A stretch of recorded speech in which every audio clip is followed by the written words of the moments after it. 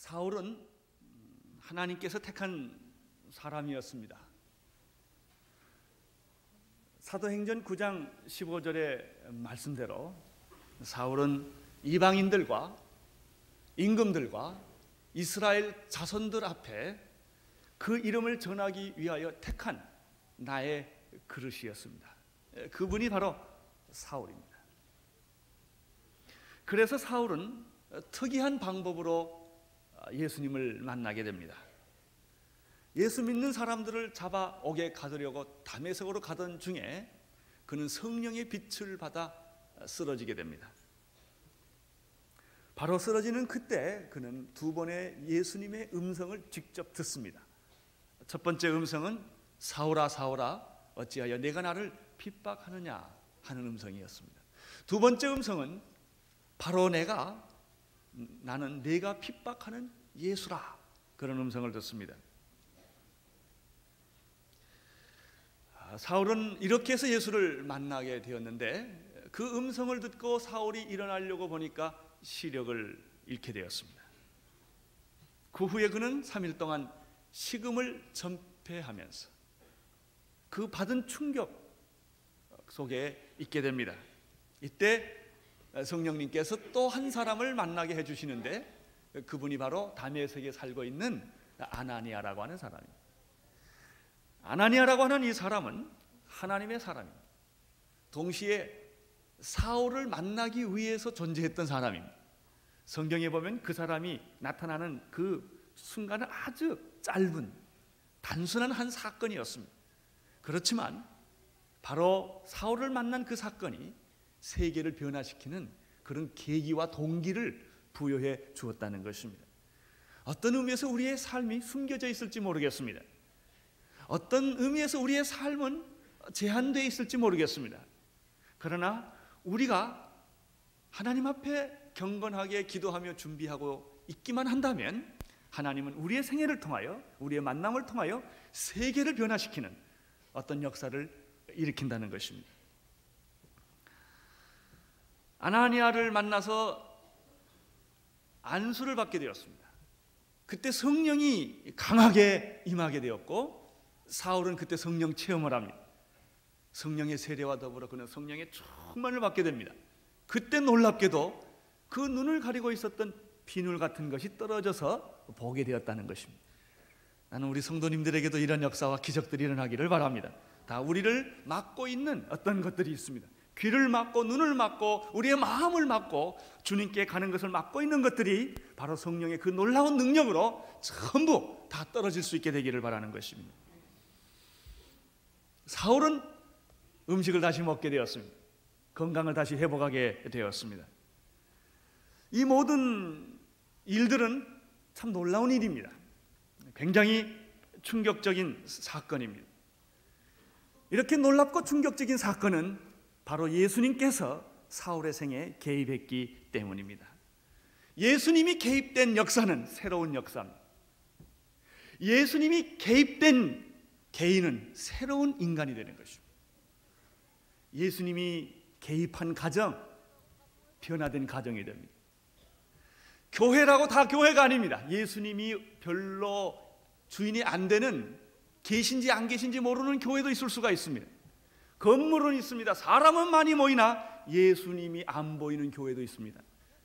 그러나 정말 교회 안에 예수님이 주인이 되시면, 개입하시면 놀라운 일들이 일어나는 것입니다. 이렇게 변화받은 사울은 그의 메시지가 달라지기 시작을 했습니다. 그는 그 즉시 변화받은 후에 각 회당에 돌아다니면서 예수가 하나님의 아들이요, 예수가 그리스도라고 말하기 시작을 합니다. 이것은 사울 자신도 꿈에도 상상해보지 못했던 일이었습니다.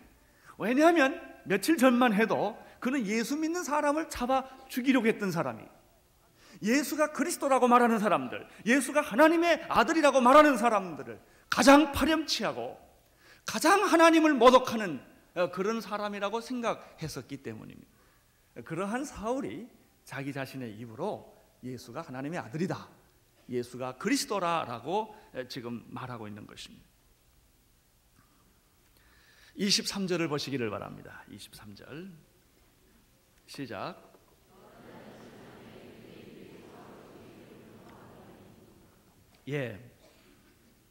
여러 날이 지나매 유대인들이 사울을 죽이기를 공모하더니, 여기서 보면 사울을 죽이려고 하는 한 세력이 나타나는 것을 봅니다. 사울은 예수를 만났습니다. 사울은 아나니아를 만났습니다. 오늘 성경에 보면 사울은 핍박자를 만나는 것을 보게 됩니다. 그러나 사울이 이 핍박자를 만나기 전에 오늘 이 사도행전은 기록되지 않았지만 중요한 한 사건이 있습니다. 그것은 갈라디아서 1장 17절에 그 사건이 기록되어 있는데, 예수를 만난 바울은 사도행전 갈라디아서 1장 16절 17절에 보면은 바로 예루살렘으로 돌아간 것이 아니라 아라비아로 갔다는 기록이 있습니다. 먼저 여러분이 갈라디아서 16절 17절을 한번 찾아서 같이 읽도록 하겠습니다. 시작. 그 아들을, 갈라디아서 1장 16절 17절입니다. 시작. 그 아들을 이방에 전하기 위하여 그를 내 속에 나타내시기를 기뻐하실 때에 내가 곧 혈육과 의논하지 아니하고 또 나보다 먼저 사도된 자들을 만나려고 예루살렘으로 가지 아니하고 오직 아라비아로 갔다가 다시 다메섹으로 돌아간다. 예수를 믿고 난 사울은 먼저 아라비아로 갑니다. 그리고 아라비아에서 다메섹으로 다시 돌아옵니다. 다메섹으로 돌아와서 지금 핍박을 받게 되는 일입니다. 사울에게 있어서는 아라비아로 가 있는 그런 기회와 시간이 절대적으로 필요했습니다. 이 예수를 만난 사건은 그에게 굉장히 충격적인 사건이었습니다. 보통 사건이 아니었다는 것입니다. 그래서 그는 이 엄청난 사건을 재정리하고 해석하고 그리고 이것을 확인하는 그런 시간이 필요했습니다. 이러한 시간을 갖기 위해서 사울은 두 가지 충고를 거부했습니다. 첫째는 혈육과 의논하는 것을 거부했습니다. 그 아들을 이방에 전하기 위하여 그를 내 속에 나타내시기를 기뻐하실 바로 그때, 성령님을 통하여 예수님이 내 안에 오실 바로 그때 나는 혈육과 의논하지 않았다, 이렇게 되어 있습니다. 사실 부모 형제보다 나를 더 잘 이해하는 분이 어디 있겠습니까? 나를 아기를 배에서 세상에 해산을 통하여 세상에 태어나서 어렸을 때부터 먹이고 재우고 입혀서 이렇게까지 나를 키웠다면 세상에 나를 제일 잘 아는 사람은 부모일 겁니다. 그래서 우리들이 보통 중요한 일들은 부모님들이나 또 형제들하고 의논해서 결정하는 것입니다. 부모된 입장에서 제일 섭섭한 것이 자식이 자기하고 의논하지 않고 뭘 결정하는 겁니다. 갑자기 어떤 여자를 데리고 와가지고 결혼하겠다 그러면 얼마나 부모가 쇼크를 먹습니까? 부모하고 의논하지 않고 무슨 사업을 한다든지 공부를 하러 떠난다든지 그랬을 때 부모는 상처를 받습니다. 자기하고 의논해 주지 않았기 때문에 그렇습니다. 부모하고 의논할 일이 있습니다. 근데 오늘 사울을 보면은 혈육과 의논하지 않았다는 얘기를 합니다. 두 번째, 그가 또 하나의 충고를 거부하는 것이 있습니다. 그것은 예루살렘에 있는 먼저 된 사도들과도 의논하지 않았다, 이렇게 되어 있습니다. 영적인 일이라면 뭐 혈육은 또 그만둔다 할지라도 그래도 예수님의 12사도 초대교회를 일으켰던 예루살렘에 있는 그 사도들과 의논을 하고 충고를 받는 것이 당연한 일이 아니겠느냐는 것입니다. 사도 사울은 이것을 하지 않습니다. 사람과 의논하지 않았습니다. 혈육과도 의논하지 않았습니다. 사울은 먼저 된 사도들과도 의논하지 않았습니다.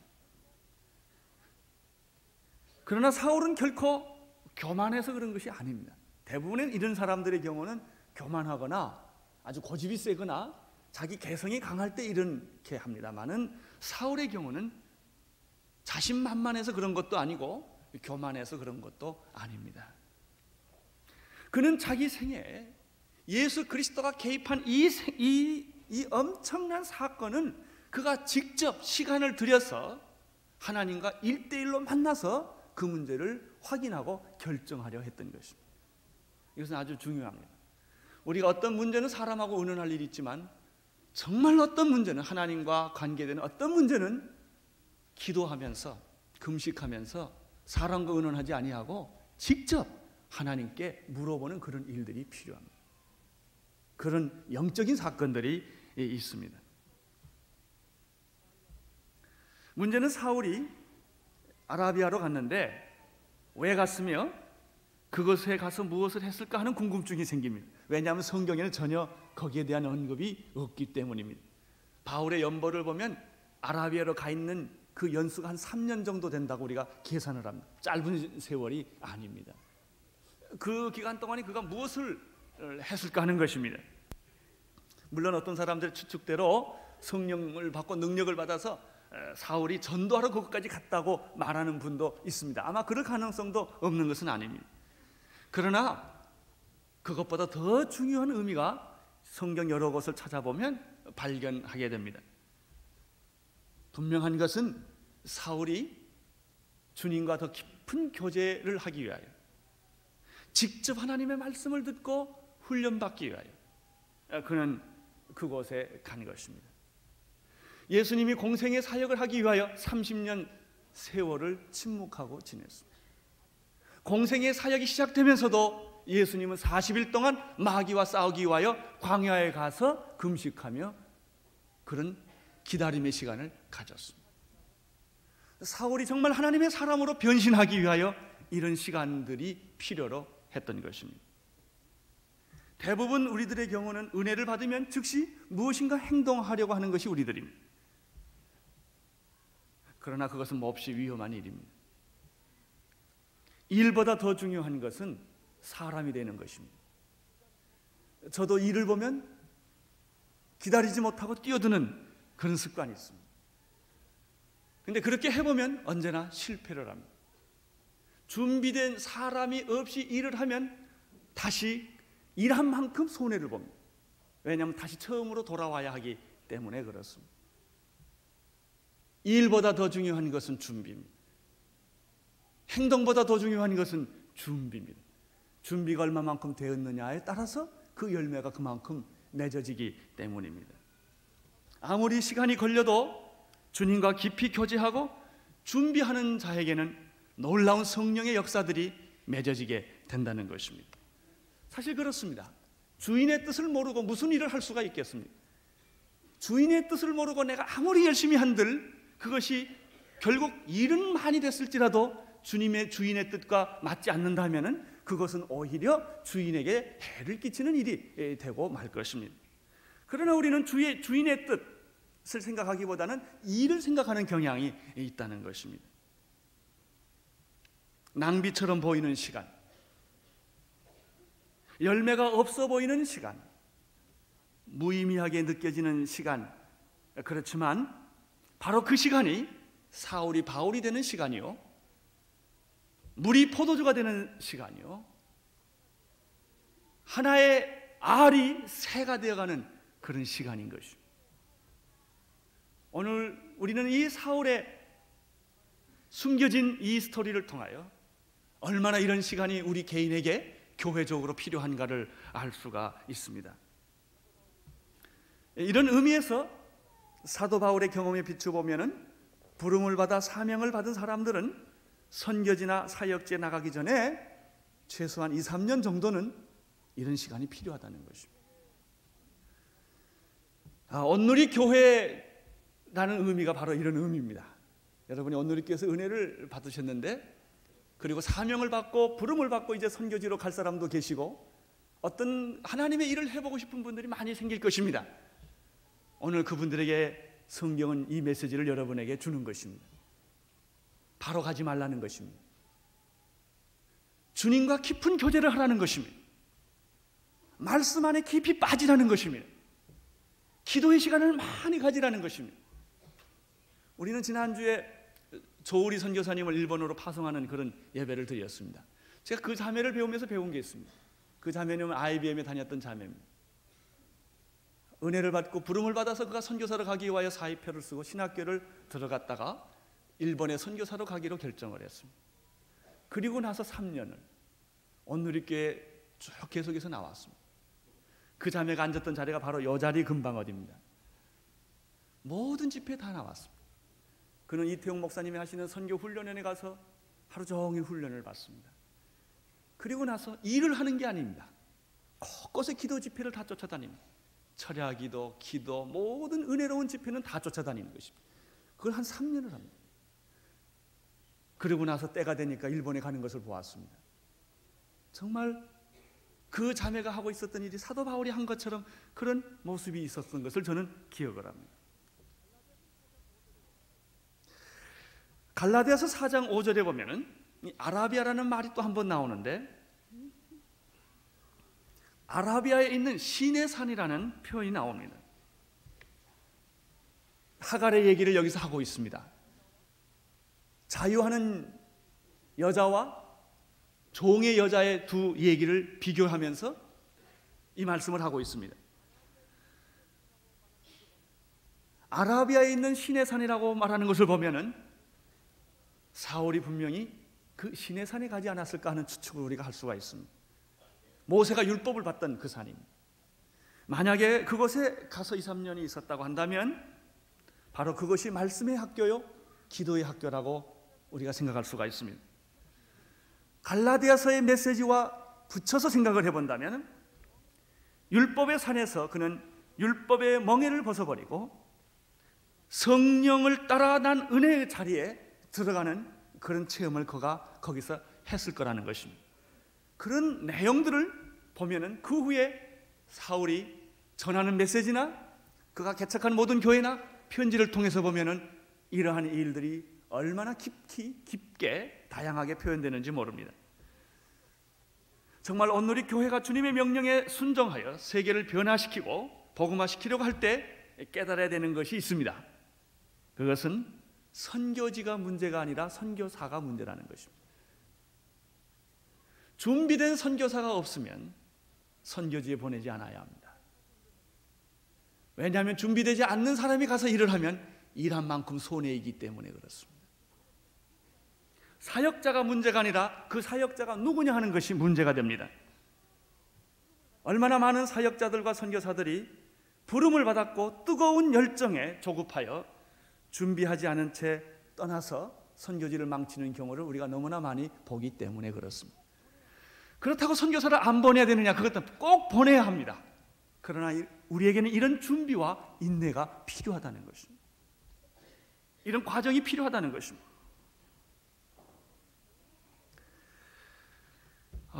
대부분의 선교지에서 실패한 경우는 부름을 받지 않았는데도 자기가 부름을 받았다고 착각하고 간 사람들 때문에 그런 것입니다.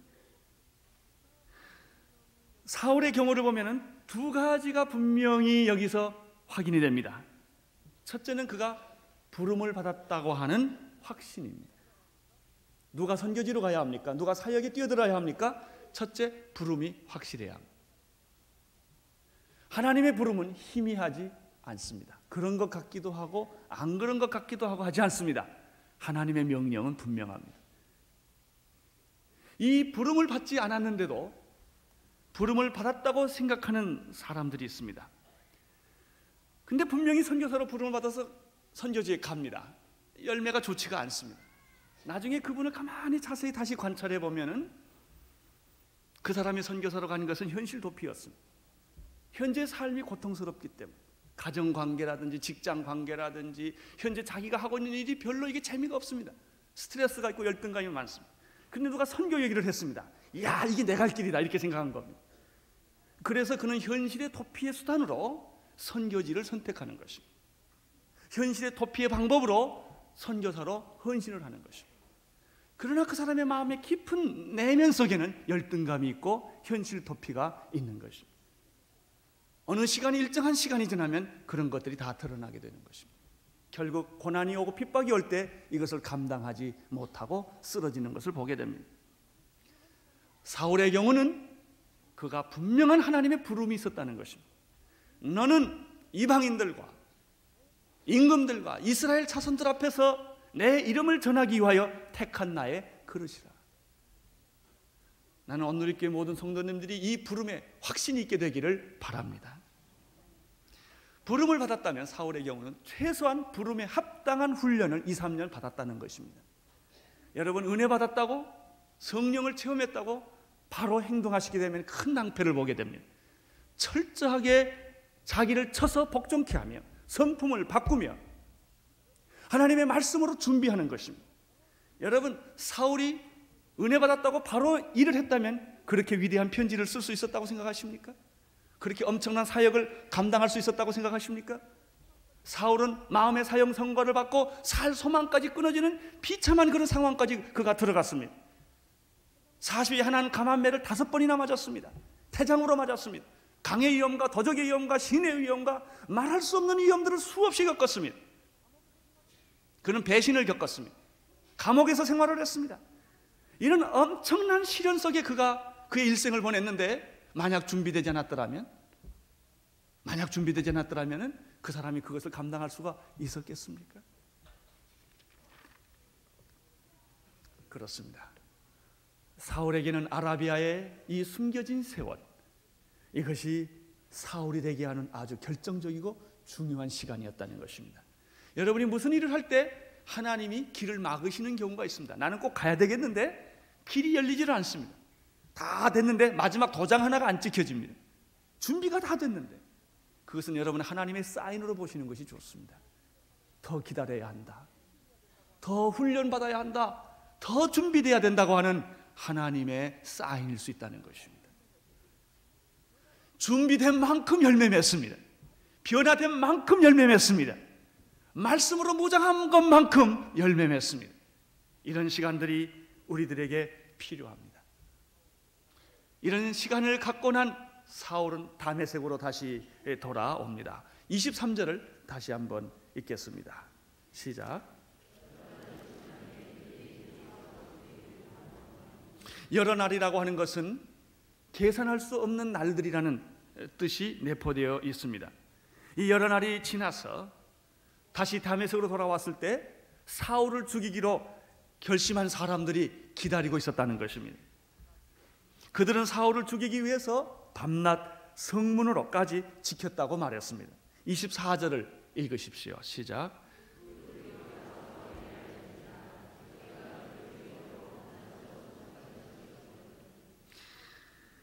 밤낮으로 사울을 잡기 위해서 성문을 지켰다고 말했습니다. 이것을 보면 분명히 다메섹에서 예수 믿고 각 변한 후에 며칠 후에 된 일은 아닙니다. 굉장히 많은 시간이 있었다는 것을 볼 수가 있습니다.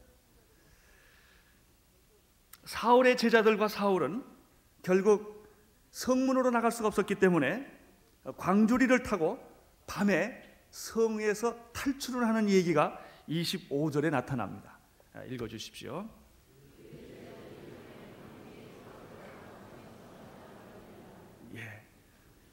광주리에 이 사울을 집어넣고 아마 밧줄을 이용해서 밤에 야음을 틈타서 사울을 좀 탈출시키는 이런 사건입니다. 여기 보면은 사울의 제자들이 있다고 그랬습니다. 그러고 보면 사울이 언제 제자를 만들었겠습니까? 아마 이거 굉장한 시간이 지났다고 하는 것을 의미할 수가 있습니다. 더구나 또 고린도 후서 11장 32절에 보면은 사울을 죽이려고 공모했던 그 사람들이 누구냐 하면은 다메섹의 왕 아레다의 방백들이었다고 고린도 후서에 말하고 있습니다. 다시 말하면 사울을 핍박하는 세력이 단순히 사울이 미워서 하는 어떤 일부의 세력들이 아니라 이 다메섹 왕의 방백들이 조직적으로 사울을 체포하려고 했다는 것을 여기서 보게 되는 것입니다. 생각해 보십시오. 만약에 사울이 준비되지 않은 채 이런 핍박을 받았다면 그는 자기의 받은 구원을 의심했을 거예요. 대부분의 많은 사람들이 예수 믿고 갈등을 느끼는 게 뭡니까? 분명히 성령 체험을 했고 예수를 믿었는데 예수 믿으면 만사가 다 잘 돼야 될 텐데 고난이 온다는 것입니다. 예수 믿으면 사업도 다 잘 돼야 될 텐데 자꾸 사업이 어려워질 수도 있다는 것입니다. 예수 믿으면 다 건강해져야 될 텐데 병들 수도 있다는 것입니다. 핍박이 더 많아질 수도 있다는 것입니다. 그때 사람들은 자기가 믿은 예수님에 대해서 회의가 생기고 흔들리기 시작을 합니다. 내가 받은 게 정말 구원인가? 예수가 정말 예수인가? 이런 시험에 빠지는 것입니다. 이런 사람을 믿고 어떻게 예수님이 일하겠습니까? 그러나 누구든지 처음 단계에는 이런 시험들이 있을 수가 있습니다. 선교지란 2000년 전이나 지금이나 변한 것이 하나도 없습니다. 바울이 있었던 선교지는 더 위험했고 지금 있는 선교지는 덜 위험한 것이 아닙니다. 선교지란 주님 오실 때까지 똑같습니다. 강팍하고 우상이 있고 물질이 있고 죽음이 있고 두려움이 있고 고통이 있는, 이해될 수 없는 그런 곳이 바로 선교지입니다. 이런 선교지는 여러분 절대로 선교지가 편할 것이라고 생각하지 마십시오. 많은 선교사님들이 선교지로 가는데 어디로 가는지 아십니까? 안전지대를 쫓아다니는 분들이 많습니다. 전 세계 선교사의 90% 이상이 안전지대를 쫓아다니는 선교사라는 것입니다. 전 세계에 지금 나가 있는 선교사의 90%가 예수 믿는 사람들을 상대로 전도하고 있다는 것입니다. 불안전한 지대, 예수를 믿지 않는 그런 위험지대로 가는 선교사는 5%에서 10%밖에 안 된다는 것입니다. 그렇습니다. 성령의 역사도 변하지 없습니다. 선교지도 변한 것이 없습니다. 위기와 위험도 변화된 것이 없습니다. 그것은 초대교회 사도행전에 있었던 그 모든 일들이 오늘 우리 시대에도 똑같이 공존한다는 것입니다. 최근에 이란에서 하나님의 성의 총회자인 하이크 홉세피안이라는 사람이 피살을 당했습니다. 그런 일들은 지금도 세계 도처에 곳곳에서 있을 수 있다는 것입니다. OMF 선교사들이 얼마나 많이 순교를 했습니다. 그 순교의 피 때문에 OMF 같은 선교단체가 존재했던 것입니다. 저희가 있었던 웩이라는 선교단체의 강단에, 조그마한 강단에 가보면 약 한 23사람의 사진이 붙어 있습니다. 그 밑에 보면 전부 20대 후반에서 30대 초반이 되는 의사, 간호원, 농업기술자, 이런 사람들의 교사, 이런 사람들이 있습니다. 그 사람들이 현지에 가서 다 죽었습니다. 어떤 사람들은 게릴한테 죽기도 하고, 어떤 사람은 여러 가지 말할 수 없는 그런 핍박 속에 죽어간 순교자들의 사진이 있는 것입니다. 한 선교단체가 적어도 1000여 명 이상의 선교단체를 가지고 있는 선교단체는 이렇게 수십 명의 순교자들을 가지고 있습니다. 복음은 그렇게 값싸게 전달된 것이 아닙니다. 복음은 이러한 말할 수 없는 고난과 역경과 희생과 헌신과 이런 순환을 통하여 복음은, 예수 그리스도의 복음은 전파된 것입니다. 이제 사울은 그 고난의 시작을 겪게 됩니다. 첫 번째 고난의 시작이 담벼락 넘는 고난입니다. 지금 담을 통해서 밤에 도망가는 고난부터 사울에게 시작이 되었습니다. 그는 담에서 있을 수가 없어서 예루살렘으로 돌아옵니다. 예루살렘으로 돌아오니까 또 하나의 고난이 기다리고 있었습니다. 다메섹에서 고난은 예수 믿지 않는 사람들, 헬라파 유대인들 같은 분들이 핍박을 한 것이라면 예루살렘에 와 보니까 예루살렘에 있는 그리스도인들이 사울을 인정하지 않고 의심하고 있다는 것입니다. 저 사람이 과거 이런 사람인데, 26절을 보기를 바랍니다. 시작.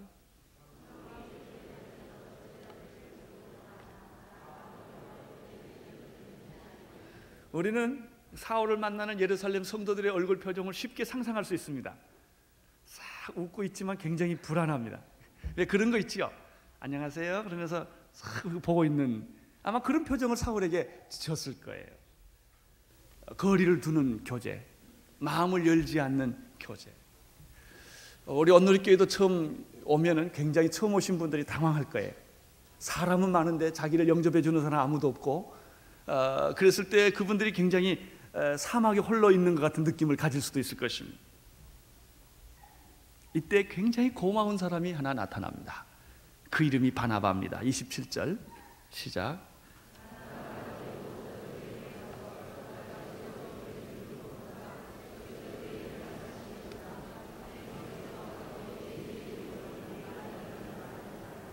사울에게 있어서 바나바가 얼마나 고마운 사람이겠습니까? 모든 사람이 의심합니다.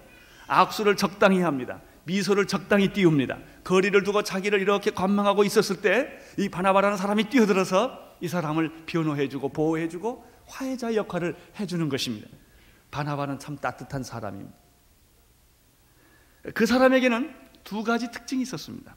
첫째는 영적인 통찰력이 있었다는 것입니다. 다른 사람들은 못 보았습니다. 그러나 바나바는 보았습니다. 다른 사람들은 의심했습니다. 그러나 바나바는 영적인 신뢰가 생겼습니다. 그의 회심이나 그의 체험이 사실이고 진실이라는 사실을 그는 누구보다도 먼저 알았던 것입니다. 사실 그렇습니다. 우리들이 사람을 의심하게 된 것은 너무나 속아봤기 때문에 그렇습니다. 잘해줬다 돈 뺏기고, 잘해줬다가 배신을 당하고, 잘해줬다가 나중에 큰 봉변을 당하는 일들을 우리가 너무나 많이 겪었기 때문에 이제 사람을 만나는 것이 두렵고 사람을 믿는 것이 굉장히 고통스러운 그런 경험들을 우리가 너무나 많이 하고 있는 것입니다. 그래서 우리에게는 이러한 영적인 통찰력이 참 필요합니다. 또 하나 이 바나바에서 발견하는 것은 화해자의 모습입니다. 대부분의 사람들은 분명히 옳은 줄 알지만 손해볼 경우에는 행동을 못합니다. 대부분의 교인들은 손해보지 않는 안전지대를 살살 다니면서 예수를 믿습니다. 자기 시간 뺏기지 않을 것, 자기의 여러 가지 사생활에 간섭받지 않을 것, 경제적으로 손해보지 않을 것, 그러나 약간의 이득이 있을 수 있는 것, 존경을 받을 수 있는 것, 그런 벨트라인을 쫓아다니면서 교회를 다니는 분들이 참 많습니다. 정말 당신이 정말 진정한 그리스도의 사람인가는 얼마나 손해를 받느냐를 결정합니다. 시간이 얼마나 손해를 받느냐, 재정이 얼마나 손해를 받느냐, 당신의 인격이 얼마나 손해를 받느냐. 그럼에도 불구하고 내가 주님이 너무나 좋아서 그런 것들을 기쁘게 감당할 수 있는 사람들, 바로 그 사람들이 진정한 그리스도인인 것입니다. 그러나 대부분 사람들은 알지만 내가 그 자리에 서면 굉장히 손해볼 것이다, 뒷감당을 하기가 어려울 것이다, 그래서 옳은 줄 알지만 하지를 못합니다. 바나바는 어떤 사람입니까? 그런 오해가 있을 수 있음에도 불구하고 그는 뛰어들어서 사울을 변호해 주었습니다. 오늘 우리 교회에 이런 분이 많이 생기기를 바랍니다. 교회에 어떤 사람이 필요합니까? 사울 같은 사람이 아니라 바나바 같은 사람이 필요합니다. 선교지에 어떤 사람이 필요합니까? 능력 있고 위대한 사람이 필요한 것이 아니라 바나바와 같은 이런 사람이 선교지에 필요합니다. 그는 큰 일을 안 했을지 모르겠습니다. 그러나 그는 화해자입니다. 그는 사람을 격려하고 다니는 사람입니다. 그는 사람을 상담하고 다니는 사람입니다. 그는 사람들을 도와주고 있는 사람들입니다. 그 사람이 정말 선교사인 것입니다. 대개 선교지에 가면은 성격이 좋은 말로 개성이 강한 사람들만 가득 차 있습니다. 오직했으면 선교까지 갔겠습니까? 남의 말을 잘 안 듣습니다. 서로 조화를 이루지, 자기 일은 잘합니다. 남의 일과 함께 하는 일에는 손을 빼는 것입니다. 그래서 선교지에는 일하는 것보다는 인간관계가 아주 어렵습니다. 서로 섬기고 서로 겸손하게 다른 사람을 인정하는 이런 것들이 굉장히 어렵습니다. 나는 바나바를 보면서 얼마나 내 마음이 지금 따뜻해져 있는지 몰라요. 저도 보니까 바나바가 참 이렇게 좋게 느껴집니다. 우리 온누리교회 모든 집사님들이 다 바나바가 되시기를 바랍니다.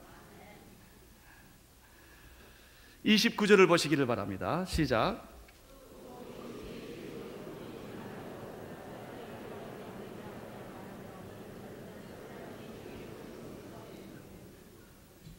사울은 이렇게 바나바의 도움으로 이제 그가 그리스도의 복음을 증거할 수 있는 그런 축복을 갖게 되었습니다. 그렇습니다. 누군가 격려하고 인정해주고 도와줄 때 꽃을 피게 되는 것입니다. 그때 그가 힘 있는 메시지를 할 수 있게 되는 것입니다. 사울은 그가 받은 그리스도의 복음을 이제 증거하기 시작을 했습니다. 그러나 이렇게 복음을 증거할 때마다 반대가 생겼다는 것입니다. 우리는 이러한 공식을 알 수가 있습니다. 복음을 위해서 살려고 할 때 핍박이 온다는 것입니다. 핍박이 오면 예수님이 뭐라고 말했습니까? 너희가 내 제자인 줄 알 것이다. 고난은 그리스도인의 마크입니다. 만약에 우리가 이 세상을 살면서 고난을 겪지 않는다면 우리는 어쩌면 그리스도인이 아닐지도 모르겠습니다. 내가 그리스도의 복음을 전하면 사탄은 우리를 공격하는 것입니다. 고난은 우리에게 오게 되어 있는 것입니다. 특별히 헬라파 유대인들이 사도 사울과 변론하게 되었습니다. 여기서 우리는 29절에서 굉장히 재미있는 사실 하나를 또 발견하게 됩니다. 예수 이름으로 담대히 말하고 헬라파 유대인들과 함께 말하며 뭐라고 그랬죠? 변론을 하고 나니까 그 사람들이 죽이려고 했다. 무슨 생각이 안 납니까? 바로 헬라파 유대인과 변론했던 사람이 누구냐면 스데반입니다. 스데반이 예수 그리스도의 복음을 전할 때 그들과 논쟁했던 사람이 헬라파 유대인이었고, 그 헬라파 유대인은 결국 복음을 듣다가 찔림을 받아서 스데반을 죽이려고 했고, 결국 그를 끌어다가 돌로 쳐 죽였던 것입니다. 사울은 바로 스데반이 죽을 때, 돌에 맞아 죽을 때 그 자리에 있었던 사람, 그리고 사울의 죽음을 마땅히 여겼던 사람이 사울이었습니다. 그런데 놀랍게도 지금은 사울이 바로 스데반의 자리에 들어가 있었다는 것입니다. 사울은 예수 그리스도를 지금 스데반처럼 말하고 있었던 것입니다. 그 말을 들었던 사람들은 스데반을 죽이려 했던 것처럼 사울을 죽이려고 하는 것입니다. 지금 그 얘기가 29절에 기록되어 있는 내용입니다. 사울이 29절에서 헬라파 유대인과 변론했다는 단어를 쓰고 있는데, 이것은 사도행전 6장 9절에서 스데반이 어떤 자들과 변론했다고 하는 말과 똑같은 단어인 것입니다. 참 성령의 역사는 오묘합니다. 참 오묘합니다. 내가 그 자리에 설 줄을 어떻게 알았겠습니까? 여러분이 복음 증거자가 될 줄을 어떻게 알았겠습니까? 참 오묘한 것입니다. 그래서요, 예수 믿는 사람 핍박하지 않기를 바랍니다. 바로 여러분이 그 자리에 들어갈 수가 있기 때문에 그렇습니다. 결국 스데반은 이 핍박 속에서 그는 또 몸을 피하게 됩니다. 제자들의 도움을 받아서 그가 살았던 옛 고향 다소로 돌아오게 됩니다. 30절입니다. 시작.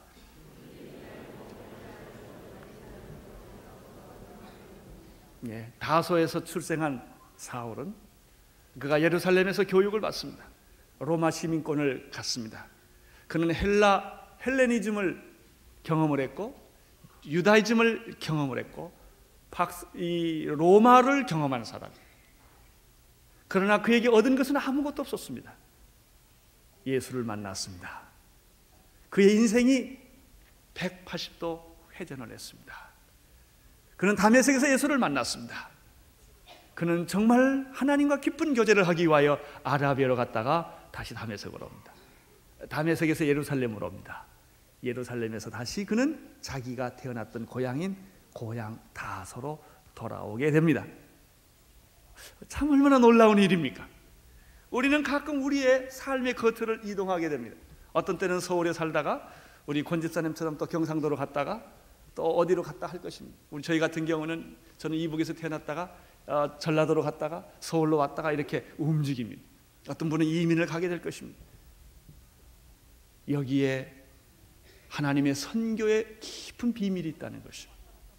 이것을 모르는 사람은 그냥 왔다 갔다만 합니다. 그냥 살았다 왔다 갔다, 이거 또 떠난다, 지겹다, 그냥 계속 그 무슨 뜻인지 모르고 왔다 갔다 합니다. 그러나 선교의 의미가 있는 사람들은, 이 성령을 받은 사람들은, 예수를 만난 사람들은, 하나님이 이곳에 왜 나를 보내주시는 것일까? 여기 하나님의 놀랍고 오묘한 신비가 나를 기다리고 있구나. 여기에 무슨 일이 생길까? 이런 기대와 흥분과 감격이 있는 것입니다.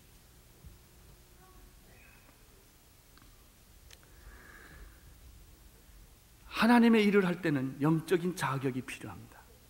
사울처럼 헬레니즘과 헤브라이즘과 로마의 그 문화의 모든 경험과 그런 소위 혈통적인 그런 여러 가지 자격이 다 중요합니다. 사실 그러한 자격이 있었기 때문에 사울은 바울이 되어서 신약의 3분의 1을 그가 쓸 수 있었습니다. 만약 그런 지적인 준비가 안 돼 있더라면 그런 편지를 못 썼을 것입니다. 그런 인간적인 이런 자격은 굉장히 중요한 것입니다. 그러나 그것보다 더 비교할 수 없이 결정적으로 중요한 영적인 자격이 있습니다.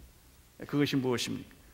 첫째는 주님의 일을 하려면 부활하신 주님을 만나는 경험이 있어야 합니다. 단순한 지식과 단순한 결정을 가지고 되는 것이 아닙니다. 우리가 보통 세상 학문을 할 수 있습니다. 그러나 신앙은 학문의 대상이 아닙니다. 그것보다 더 넘은, 그것보다 비교할 수 없는 생명인 것입니다. 여러분, 부활하신 예수님을 만난 경험이 없는 사람이 어찌 예수를 위해 죽을 수가 있겠습니까? 예수님에 대해서 공부는 할 수 있습니다. 학문을 할 수 있습니다. 설교도 할 수 있습니다. 가르칠 수도 있습니다. 그러나 예수를 위해 죽을 수는 없습니다. 대부분의 많은 사람들이 여기에 문제가 있습니다. 그들이 예수님에 대한 얘기를 합니다마는 예수를 위해서 죽을 만큼까지는 돼 있지 않다는 것입니다. 주님을 위해서 일할 수 있는 사람은 부활하신 예수님을 체험해야 합니다. 오늘 혹시 여러분 교회 나오신 분 가운데 교회도 나오고 세례도 받으시고 다 직분도 있으시지만 아직 예수 그리스도를 내 인격 속에서, 내 삶 속에서 체험하지 않은 사람이 있다면 이것을 위해서 기도하셔야 합니다. 주님, 당신이 만약 살아계시다면 만나기를 원합니다. 하나님, 당신이 정말 하나님이라면 당신의 음성을 듣게 되기를 원합니다. 죽은 하나님이 아니라면 말씀할 거 아니에요. 없어진 하나님이 아니라면 분명히 계실 거 아니겠습니까? 그렇다면 만나야 합니다. 경험되어야 합니다. 체험되어야 합니다. 두 번째, 영적인 일을 감당하기 위해, 이 하나님의 일을 감당하기 위해서는 사울처럼 영적인 훈련이 필요합니다. 영적인 훈련 없이 영적인 일을 감당하기 어렵습니다. 사울은 성령 체험을 했습니다. 아라비아에 가서 근 3년 동안 그는 하나님을 묵상을 했습니다. 정말 말씀을 묵상을 했습니다. 3년 동안 그가 무엇을 했는지 아무 기록이 없습니다. 분명한 것이 하나 있습니다. 무슨 일을 했는지는 모르지만 1차 전도도 2차 전도도 3차 전도도 아닐 것입니다. 그는 분명히 하나님과 깊은 교제를 했다는 점입니다.